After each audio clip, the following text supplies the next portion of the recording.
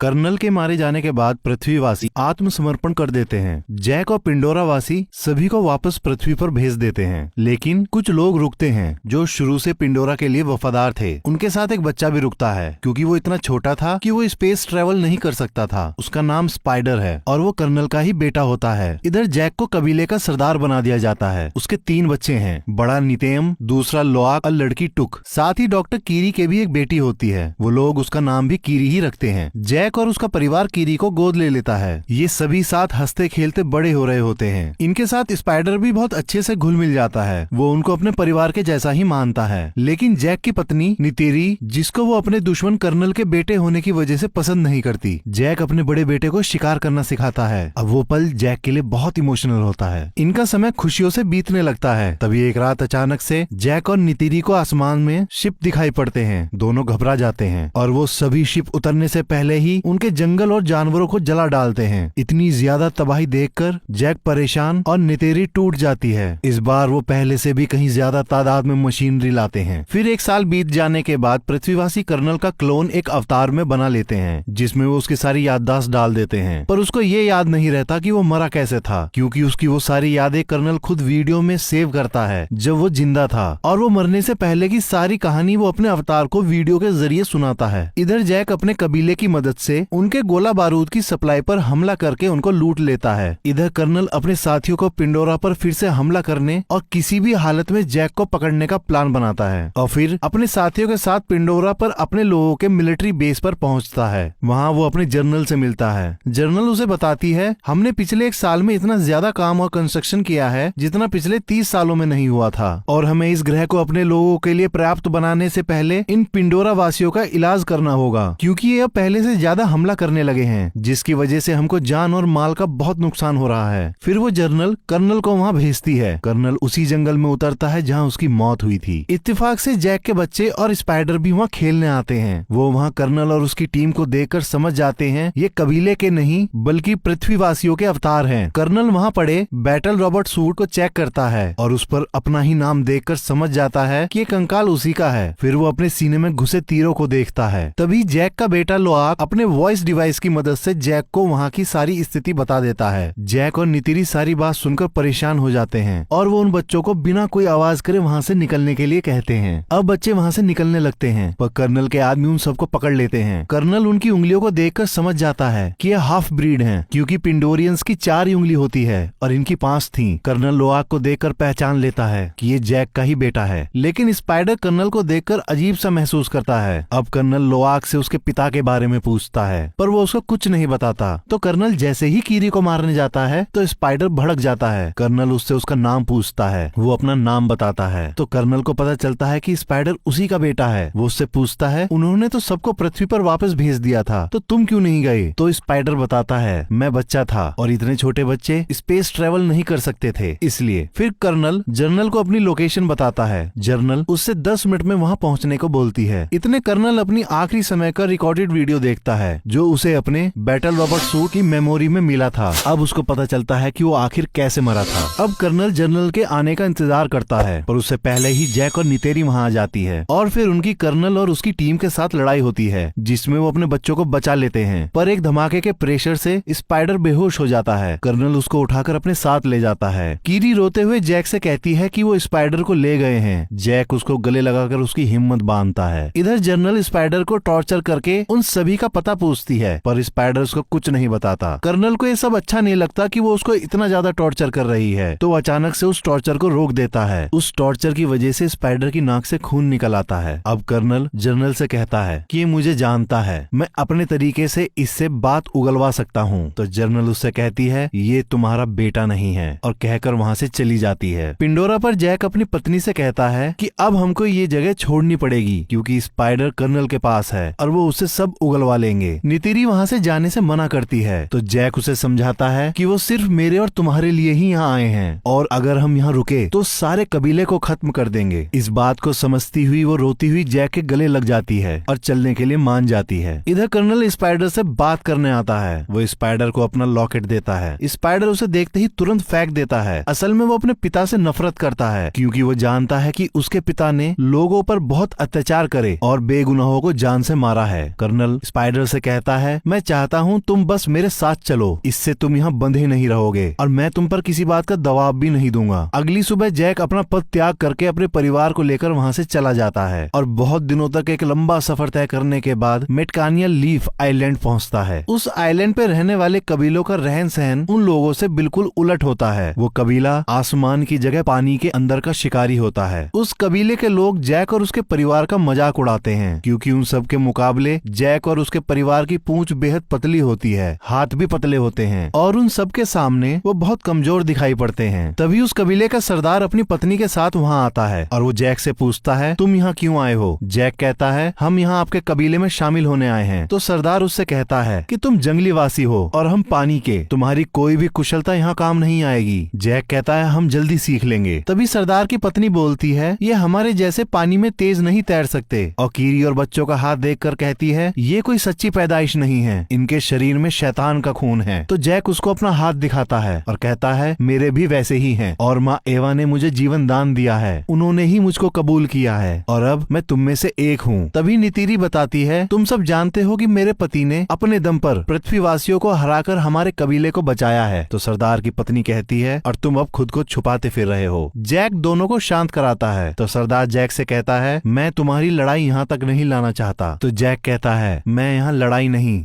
बल्कि अपने परिवार को सुरक्षित रखने के लिए यहाँ आया हूँ। सरदार उनको वहाँ रहने की इजाजत दे देता है और अपने लोगों से कहता है, इनको भी अपने भाई और बहनों के जैसा समझो, इनको एक बच्चे के जैसा समझकर हमारे सारे तौर तरीके सिखाओ, इन्हें तैरना सिखाओ जिससे ये अपने आप को बेकार न समझे। और फिर अपने बेटे और बेटी को उनकी जगह दिखाने को कहता है। अगले दिन सरदार के बच्चे जैक के बच्चों को पानी के अंदर ले जाते हैं और वो देखते हैं कि वो ज्यादा समय पानी के अंदर नहीं रुक पा रहे। वो उनकी तैरने में उनकी बहुत मदद करते हैं और उन्हें सारे तरीके बताते हैं। उसके बाद वो अपने पानी के जीवों को बुलाकर उनसे लोआक का बंधन करवाते हैं और उसको राइड करना सिखाते हैं। कबीले का सरदार वो सारी ही बातें जैक को भी सिखाता है। सरदार की लड़की ओआक को सांस खींचना और देर तक रोकना सिखाती है। जैक के बच्चे पानी के अंदर बहुत मजा करते हैं, उन्हें एक नई दुनिया दिखाई देती है। कीरी उन सबको महसूस करती है। इधर कर्नल स्पाइडर को लेकर पिंडोरा की सबसे ऊंची पहाड़ी पर पहुंचकर अपने लिए एक बेंजिस को चुनकर उससे अपना बंधन जोड़ने की कोशिश करता है, लेकिन उनकी लड़ाई में बेंजिस उसको लेकर पहाड़ी से कूद जाता है। तो सबको लगता है कर्नल मर गए और वो वहाँ से वापस जाने लगते हैं, लेकिन तभी कर्नल बेंजिस की सवारी करता हुआ वहाँ आ जाता है। वो उससे बंधन जोड़ लेता है। इधर सरदार के लड़के कीरी को छेड़ रहे होते हैं। तभी नितेम और लोआक वहाँ आकर उन लड़कों को बहुत मारते हैं। कीरी ये देखकर बहुत हंसती है। फिर जैक अपने लड़कों को अपनी जगह पर लाकर बहुत डांटता है और लोआक को भेजकर उन सभी से माफी मांगने को कहता है। फिर वो नितेम से पूछता है, क्या तुमने उन सबको बहुत मारा? वो कहता है, हाँ। ये बात सुनकर जैक उससे कहता है, ये अच्छी बात है। नितेम उनका जवाब सुनकर मुस्कुराता है और वहाँ से चला जाता है। लोआक उन लड़कों के पास जाकर उनसे माफी मांगता है। वो लोआक को माफ करके अपने साथ गहरे समुद्र में शिकार करने को कहते हैं। लोआक उनकी बात मानकर उनके साथ चल पड़ता है। वो थ्री ब्रदर पहाड़ी पर पहुंचकर लोआक से एक आवाज निकालने को कहते हैं। लोआक वैसे ही करता है, पर वो उसको चुपचाप वहाँ छोड़कर वापस चले जाते हैं। असल में वो एरिया एक व्हेल मछली के जैसे दिखने वाले टुलकुन जीवों का होता है और एक जीव लोआक को मारने के लिए पागलों की तरह उसके पीछे पड़ जाता है। लोआक अपने को जैसे तैसे उससे बचाने की पूरी कोशिश करता है। बहुत देर पानी में रहने की वजह से लोआक की सांसें खत्म होने लगती हैं। अब वो वहाँ से बाहर निकलकर सतह पर आने की कोशिश करता है, लेकिन टुलकुन उसको देख लेता है और अब उस पर उसे मारने के लिए हमला करता है। और जैसे ही उसके नजदीक आता है तभी एक और टुलकुन उल्टा उस पर ही हमला कर देता है। पर इतने में लोआक अपनी सांसें टूटने की वजह से पानी में डूबने लगता है। पर कुछ देर बाद जब उसकी आंखें खुलती है तो देखता है कि उस टुलकुन ने उसकी जान बचा ली है। वो उसे सतह पे ले आया था। इसके बदले वो टुलकुन के पंख में फंसे बड़े से लोहे के कांटे को निकाल देता है। अब दोनों में दोस्ती हो जाती है और फिर दोनों पानी में बहुत देर तक एक साथ तैरते हैं। कुछ देर बाद लोआक उसके दूसरे कटे हुए पंख को देखकर उससे इशारे में पूछता है कि ये कैसे हुआ, पर टुलकुन उसको कोई जवाब नहीं देता। इधर कीरी जैक को बताती है कि मुझको माँ एवा के दिल की धड़कन सुनाई देती है, क्या मैं पागल हो गई हूँ? जैक उसे समझाता है। तभी नित्यम सरदार के लड़के को लाता है और दिन भर की सारी बात बता देता है। अब वो लोग लोआक को ढूंढने निकलने ही वाले होते हैं। तभी लोआक टुलकुन को वापस भेजकर घर आ जाता है और सारी गलती अपनी बताकर सरदार के लड़के को मार खाने से बचा लेता है, जिसकी वजह से उन दोनों में बहुत अच्छी दोस्ती हो जाती है। अगले दिन वो सरदार के बच्चों को सारी बात बता देता है और उनसे उसके कटे हुए पंख का भी जिक्र करता है। सरदार की लड़की समझ जाती है और कहती है कि उसका नाम पायकन है और उसको उसको उसके परिवार ने बेदखल कर रखा है, क्योंकि सभी बताते हैं कि वो खूनी है। उसने हमारे कबीले और अपने साथी टुलकुन को भी मारा है। लेकिन लोआक उनकी बात नहीं मानता और कहता है वो मेरा दोस्त है, और वहाँ से कहकर चला जाता है। अगले दिन सरदार की लड़की उनको अपने पुरखों के मंदिर को दिखाती है, फिर अपने कबीले के जीवनदायिनी पेड़ को दिखाती है जो पानी के अंदर होता है। कीरी उससे अपना बंधन करती है तो उसे अपनी माँ दिखाई देती है। वो उससे गले लग के रोने लगती है और पूछती है मैं सबसे अलग क्यों हूँ और माँ एवा मुझसे क्या चाहती हैं, मेरे पिता कौन हैं। तभी अचानक कीरी को दौरा पड़ जाता है। वो बच्चे उसको वापस ले आते हैं। जैक उसके इलाज के लिए अपने दोस्तों को बुलाता है पर उनसे कुछ नहीं होता, तो सरदार की पत्नी उसका इलाज करके उसे ठीक करती है। तभी कर्नल के साथी उसको बताते हैं कि रेडार पर एक शिप देखा गया है और ये शिप वही था जिससे जैक के दोस्त कीरी को ठीक करने आए थे। कर्नल को एक लोकेशन मिल गई थी। अब कर्नल एक शिकारी शिप के कैप्टन और उसके क्रू के साथ मैटकाइना रीफ के लिए निकल पड़ता है। इधर रीफ में सारे टुलकुन अपना चक्र पूरा करके वापस आते हैं। कबीले वाले उनके आने से बहुत खुश होते हैं। असल में कबीले वाले उनको अपने भाई और बहन ही मानते हैं। टुलकुन की सरदार अपने बच्चे को रोनाल को दिखाती है। वो बहुत खुश होती है और कहती है उसका बच्चा भी जन्म लेने वाला है। इधर कर्नल उसके सबसे नजदीकी कबीले पहुंच जाता है और जैक के बारे में पूछता है, पर वो लोग कुछ नहीं जानते तो वो कुछ नहीं बता पाते। वो गुस्से में उनके घरों को जला देता है और वहाँ से दूसरे कबीले के लिए निकल जाता है। जैक को सरदार पड़ोसी कबीले की जानकारी देता है और कहता है वो तुमको ढूंढ रहे हैं। नितेरी जैक से कहती है हम कब तक भागते रहेंगे, हमको अगर चैन की सांस लेनी है तो हमें उसे मारना पड़ेगा। इतनी मेहनत करने के बाद भी कर्नल को कुछ पता नहीं चलता तो अपना प्लान बदल देता है और जो उस शिप का कप्तान चाहता था कि वो टुलकुन का शिकार करे वो उसे इजाजत दे देता है। अब लोआक पायकन के पास पहुंचता है और उससे कहता है मैं तुम पर भरोसा करता हूँ, तुम भी मुझ पर भरोसा करो और तुम्हारे साथ क्या हुआ था वो मुझे बताओ। और उसको ऐसा करते हुए उसके साथी देख लेते हैं। पायकन अपना मुंह खोलता है। लोआक अंदर जाकर अपना बंधन जोड़ता है जिससे उसको सब पता चल जाता है कि उसने सिर्फ अपने साथियों और कबीले वालों को बचाने की कोशिश करी थी। उसमें उसकी कोई गलती नहीं थी और उसने किसी को नहीं मारा। अब उस कबीले के सरदार को पता चलता है कि लोआक पायकन के पास गया था, जिसकी वजह से वो उसको डांट लगाता है और बताता है टुलकुन पहले खूनी दरिंदे हुआ करते थे और बहुत ज्यादा मार काट करने के बाद उन्होंने दरिंदगी त्याग दी और शांति को ही अपने जीवन का मूल आधार बनाया। पर पायकन ने उनके नियम तोड़कर वापस दरिंदगी दिखाई तो उसको बरादरी से बेदखल कर दिया। लोआक उसको सच बताने लगता है पर जैक उसको बोलने नहीं देता। इधर कर्नल की टीम टुलकुन की सरदार पर ही ट्रैकर लगा देती है क्योंकि वो अपने बच्चे की वजह से तेज नहीं तैर सकती थी। अब वो सारे शिकारी, अब वो कैप्टन बड़ी बेरहमी के साथ उसको घेर कर मार देता है और अपने शिप पर लाकर उसके दिमाग में ड्रिल करके पीले कलर का सारा तरल निकाल लेता है और वो बताता है कि ये तरल सबसे कीमती है और इतने से तरल की कीमत 660 करोड़ रुपए है और इसी के पैसों की वजह से ही कर्नल तुम अपना काम कर पा रहे हो। इधर कबीले वाले टुलकुन की लाश के पास पहुंचते हैं। सरदार की पत्नी उसको देखकर बहुत रोती है और बताती है कि ये मेरी आत्म बहन थी और इसने न जाने कितनी साइकिल पूरी करने के बाद अपने बच्चे को पाया था और वो वापस आकर लड़ाई का ऐलान करती है। लेकिन जैक उनको समझाता है कि अगर तुम उनसे लड़े तो वो तुम्हारा सब कुछ खत्म कर देंगे, उनको भी जिनको तुम प्यार करते हो। और उन्हें ट्रैकर को दिखाकर कहता है हमको टुलकुन की जिंदगी बचानी है तो ऐसा कुछ भी उन पर दिखाई दे तो मुझको बताओ, मैं इन ट्रैकर्स को बंद कर सकता हूँ जिसकी वजह से उनकी जान बच सकती है। और ये बात सभी टुलकुन तक पहुँचाने को कहता है। सब मान जाते हैं। फिर जैक चुपके से नितिरी को बताता है कि वो टुलकुन का नहीं बल्कि हमारा शिकार करना चाहते हैं। अब लोआक पायकन के पास उसको सावधान करने के लिए निकल पड़ता है क्योंकि वो जानता था कि उसे कोई नहीं बताएगा। लेकिन सारे बच्चे उसे रोकने की कोशिश करते हैं पर वो वहाँ से निकल जाता है तो भी सारे बच्चे उसका पीछा करते हैं। इधर कप्तान दूसरे शिकार की तैयारी करता है। लोआक पायकन के पास पहुँचता है। वो पायकन पर ट्रैकर देखकर घबरा जाता है और उस ट्रैकर को निकालने की कोशिश करता है। तभी सामने से शिकारी जहाज को देखकर वो घबरा जाता है। अब सब बच्चे वहाँ पहुंचकर उस ट्रैकर को निकालने की बहुत कोशिश करते हैं पर वो उनसे भी नहीं निकलता।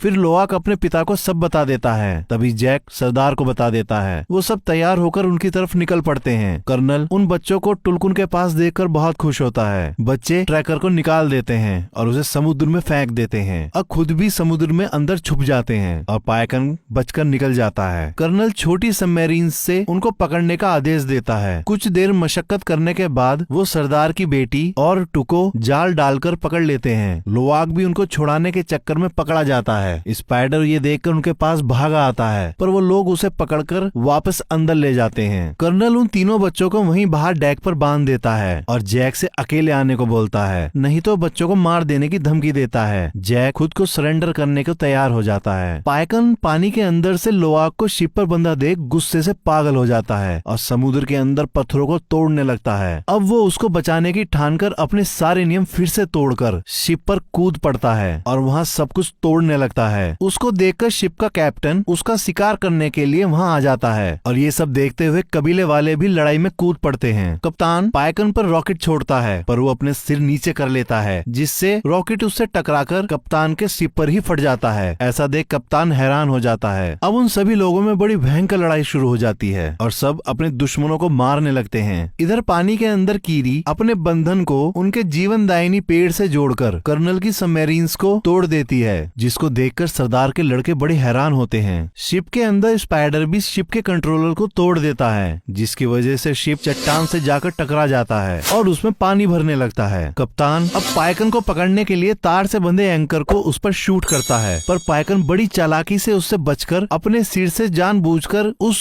तार को बांधकर पूरी ताकत लगाकर उस बोट को खींचने लगता है। कप्तान बड़ी मुश्किल से उससे पीछा छुड़वाता है, पर फिर से उस पर हमला करने की तैयारी करता है। तभी पाइकन उसकी बोट के ऊपर से कूदकर उस तार से कैप्टन के हाथ को ही बांध देता है और एक झटका देकर उसका हाथ ही अलग कर देता है, जैसे कप्तान ने कभी उसका पंख काटा था। कप्तान के मरते ही उसका क्रू लड़ाई रोक देता है और वहाँ से जाने लगता है। अब कीरी जैसे ही सतह पर आती है, कर्नल उसे पकड़कर शिप के डेक पर ले आता है और उसको वहीं बांध देता है। टुक उसको देख लेती है तो सरदार की लड़की के साथ उसे बचाने शिप पर वापस चली जाती है, लेकिन वो टुक को भी पकड़ लेते हैं। शिप के दूसरी तरफ कर्नल नेतियम को भागते हुए गोली मार देता है। बच्चे बड़ी मुश्किल से उसे टापू पर ले आते हैं, पर वो बच नहीं पाता। नितेरी उसको मरा देख पागलों के जैसे चीखने लगती है और बहुत रोती है। तभी कर्नल जैक के वॉइस डिवाइस पर बात करता हुआ उसे बताता है कि उसकी छोटी बेटी उसके पास है। तो जैक नितेरी को संभलने को बोलता है और कहता है, हमें अपनी बेटी को बचाना है। नितेरी अपना धनुष उठाकर अपने बेंजिस पर बैठकर शिप की तरफ उड़ जाती है। जैक वहाँ शिप पर चुपचाप पहुंचकर धमाका कर देता है, जिससे वहाँ आग लग जाती है। नितेरी वहाँ पहुंचकर बहुतों को मार डालती है। उसका रौद्र रूप देखकर स्पाइडर भी डर के मारे छुप जाता है। इधर जैक चुपके से टुक को छुड़ा लेता है, पर कर्नल कीरी के गले पर चाकू रखकर उसके सामने आता है और कहता है, तुम नहीं चाहोगे कि आज तुम्हारी एक औलाद और मर जाए। कर्नल उससे हथियार रखवा देता है। स्पाइडर कर्नल को ऐसा करने से रोकता है, पर वो नहीं मानता। तभी नितेरी स्पाइडर के गले पर चाकू लगाकर कीरी को छोड़ने को बोलती है, पर कर्नल उसको ऐसा दिखाता है जैसे उस पर इस बात का कोई फर्क ही नहीं पड़ा। तभी नितेरी कर्नल से कहती है, लड़के के बदले लड़का, और स्पाइडर की छाती पर चाकू मार देती है। कर्नल तुरंत कीरी को छोड़ देता है। अब वो सब वापस जाने लगते हैं, पर कर्नल कहता है, मैं अभी भी नहीं रुकूंगा और वापस आऊंगा और तुम अपने पूरे परिवार के साथ सारी जिंदगी डर में जियोगे। इतना सुनते ही जैक उस पर हमला कर देता है। इधर पानी के अंदर नितेरी और उसके बच्चों को आग घेर लेती है, तो वापस शिप पर चढ़कर उसके दूसरी तरफ से निकलने की कोशिश करती है। तभी पानी का बहाव टूक को शिप के अंदर ले जाता है। नितेरी उसके पीछे कूद जाती है। शिप डूबने लगता है और पलट जाता है। स्पाइडर और कीरी ऊपर आ जाते हैं। इधर पानी के अंदर जैक लड़ते लड़ते कर्नल का गला घोटकर उसे बेहोश कर देता है। उसको लगता है कि कर्नल मर गया, लेकिन खुद भी पानी में सांसें टूटने की वजह से डूबने लगता है। तभी लोआक जैक को बड़ी मुश्किलों से एक चैम्बर में लेके आता है, जिससे जैक को सांस आ जाती है। इधर टुक और नितेरी भी एक जगह आके फंस जाते हैं और जहाज पूरी तरह अंधेरे में डूब जाता है। फिर कीरी वहाँ रोशनी देने वाली अनेक मछलियों को बुला लेती है और वो उनको पूरे जहाज में भेज देती है। वो टुक और नितेरी को बाहर निकाल लेती है। इधर लोआक पाइकन की मदद से जैक को भी बाहर निकाल लेता है। अब पाइकन उन सबको अपने पंख पर बैठाकर टापू पर छोड़ देता है। स्पाइडर भी कर्नल को बाहर निकाल लेता है। वो जिंदा होता है। वहाँ उसका बेंजिस आ जाता है। कर्नल स्पाइडर को साथ चलने के लिए बोलता है, पर स्पाइडर उसे वहाँ चिढ़ाकर वापस जैक और उसके परिवार के पास आ जाता है। तो कर्नल अपने बेंजिस पर बैठकर वहाँ से उड़ जाता है। अब सब कबीले वाले नेत्यम को आखिरी विदाई देते हैं। उस समय जैक को वो पल याद आता है जब उसने नेत्यम के जन्म पर अपने हाथों में उसे लेकर उसका नामकरण किया था और अब वो उसको पानी के उस अंतहीन गहराई में दफन होते देख रहा था। उसका दिल टूट गया था। वो वापस आकर सरदार से कहता है, हम कल चले जाएंगे। तो सरदार कहता है, तुम्हारा बेटा अब हमारे देवताओं के पास है और तुम भी अब पानी के आदमी हो चुके हो, तो तुम हमारे कबीले का ही हिस्सा हो। फिर जैक और नितेरी उनके जीवनदायिनी पेड़ से अपना बंधन बांधते हैं। तभी जैक को वो समय दिखाई देता है जब नेतियम ने पहली बार शिकार किया था और वो बहुत खुश थे। नितेरी उनको देखकर खुश होती है। नितेयम सच में अब उनके देवताओं के पास था। वो उसका स्वर्ग था। था, वहाँ उसकी दुनिया में उसका परिवार उसके साथ था और कहानी यहीं खत्म हो जाती है।